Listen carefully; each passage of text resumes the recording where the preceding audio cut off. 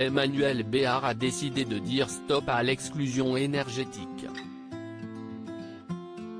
Au sein de ce collectif, la comédienne travaille avec 60 organisations de la solidarité, des territoires, de l'écologie, de l'économie et de la recherche pour la lutte contre la précarité énergétique. Sur les ondes de RTL ce mercredi 24 février, elle a expliqué avoir visité des logements où il fait froid l'hiver, chaud l'été, avec de la moisissure, un air irrespirable, les draps et les vêtements mouillés, des sanitaires qui ne marchent pas. Une vision scandaleuse, qu'elle ne supporte pas, et qu'elle ne veut plus voir. Ce sont des gens qui se désocialisent, qui perdent parfois leur emploi. Certains tombent malades, dont des enfants avec des maladies respiratoires, a continué Emmanuelle Béard, très touchée. Les gens âgés qui vivent dans ces conditions ont peur d'y vieillir. Sur les ondes de RTL, la comédienne a ensuite lancé un message au gouvernement, dont elle regrette l'inaction. Ceux qui vivent dans ces conditions le vivent comme une honte, mais ce qui est honteux c'est une société qui les laisse vivre dans ces conditions et un État qui n'agit pas assez, a-t-elle ajouté.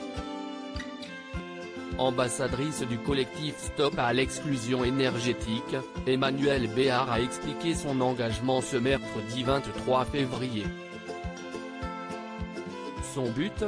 Identifier les familles qui sont dans un état de précarité énergétique, dans des maisons insalubres, où il y a de la moisissure, où les vêtements ou les draps sont mouillés, où les enfants sont quelquefois déscolarisés, où les gens perdent leur emploi, où les gens ont peur de vieillir parce que rien n'est adapté.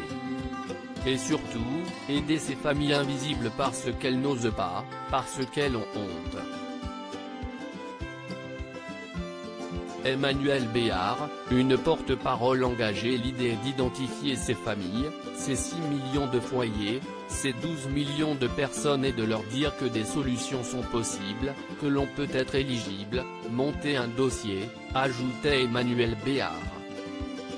De son côté, le collectif a poursuivi dans un communiqué, l'État et les collectivités locales apportent 75% du montant des travaux.